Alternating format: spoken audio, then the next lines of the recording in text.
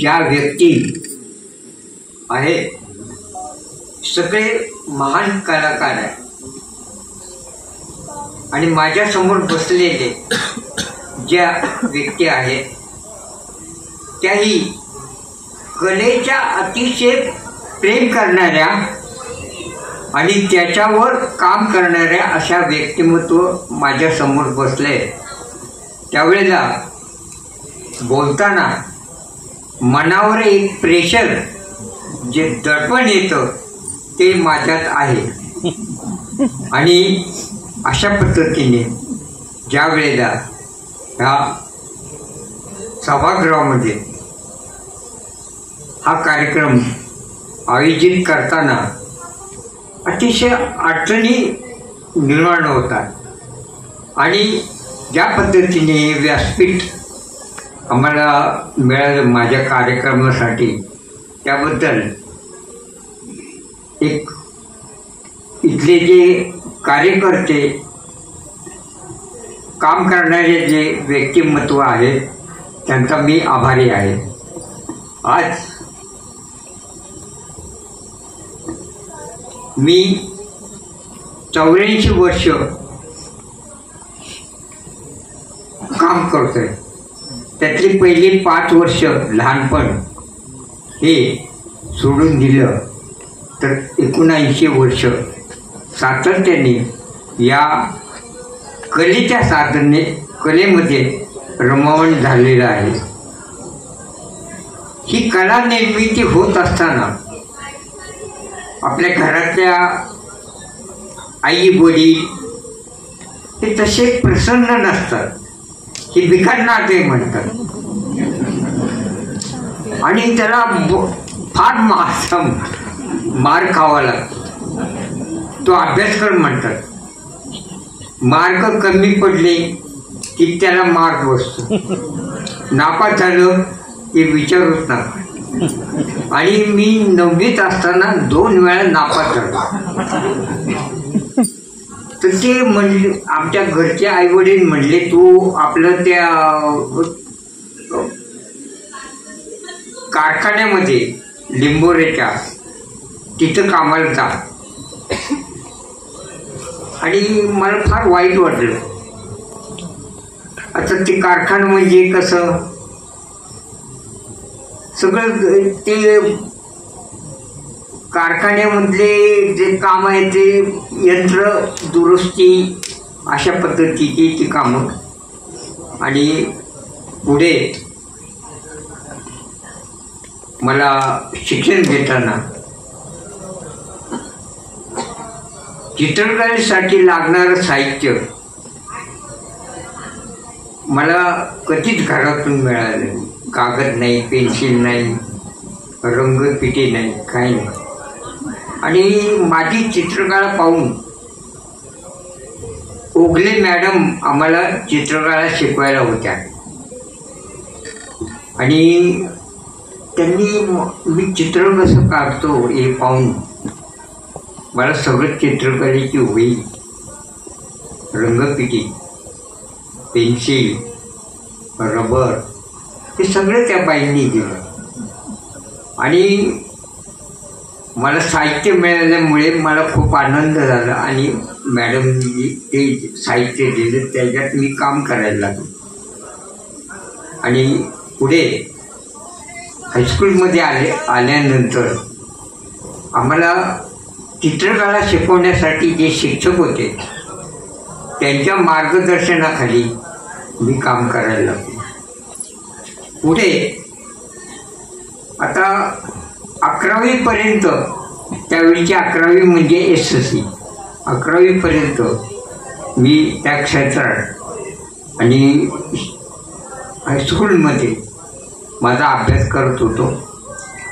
शेवटी SSC मध्ये अगदी कमी मार्काने 36 मार्काने मी पास झालो। आता 100पैकी 36 मार्क म्हटल्यावर काय मग सांगा।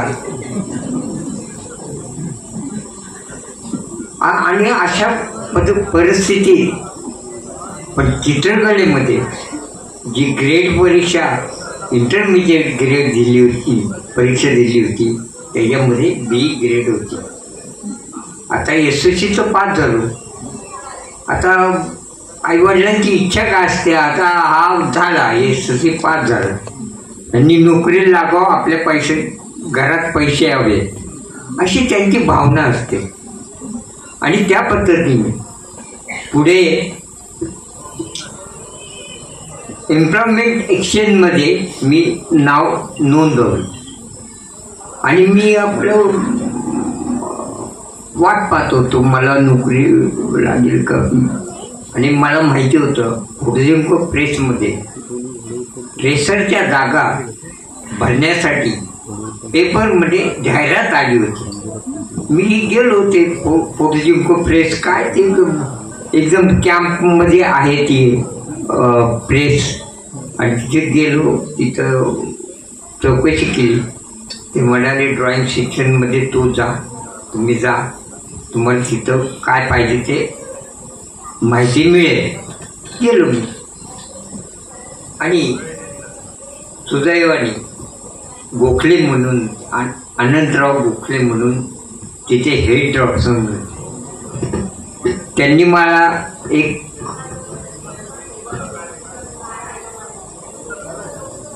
अक्षरलेखन की एक ओळ दिली.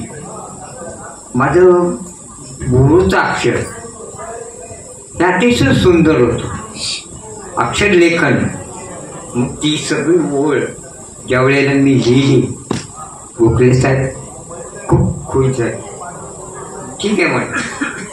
आणि नंतर 1 महिना काहीच नाही, माझी भरती होईल अशी माझी कल्पना होती, पण ते काय होऊ शकलं नाही. आणि 1 महिन्यानंतर मी तिथे गेलो. नावडेकर साहेब म्हणून हे ड्राफ्टसन होते, त्यांना भेटलो. सर मी असं इथं इंटरव्ह्यू दिला, मी असं हे केलं. त्यांनी पाहिलं.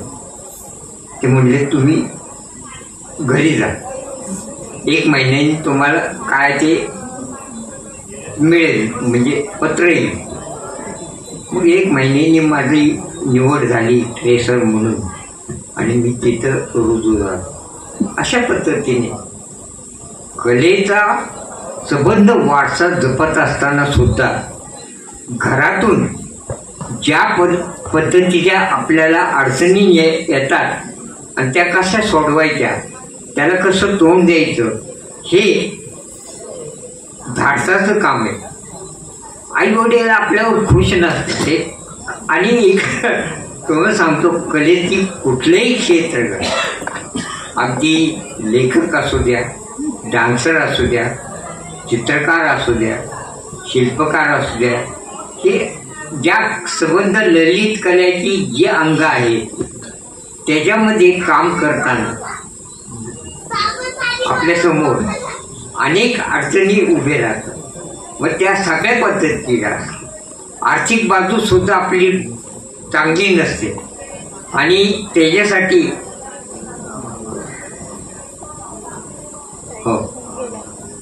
आणि अशा पद्धतीने संबंध आपण जीवन जगत असताना आज मी ह्या स्टेजवर बसणं हे माझं कलेमध्ये जे मी काम केलं त्याचा आदर म्हणून या व्यासपीठावर मला येता आलं. आणि आज ह्या थिएटरमध्ये बसण्यासाठी जागा नाही, काही लोकांना मागे उभं राहावं लागतं. एवढ्या प्रेमाने सगळे इथे उपस्थित झाले आणि मला जो काय सन्मान प्राप्त झाला त्याच्याबद्दल तुमच्या सगळ्याचे आणि व्यासपीठावर असलेल्या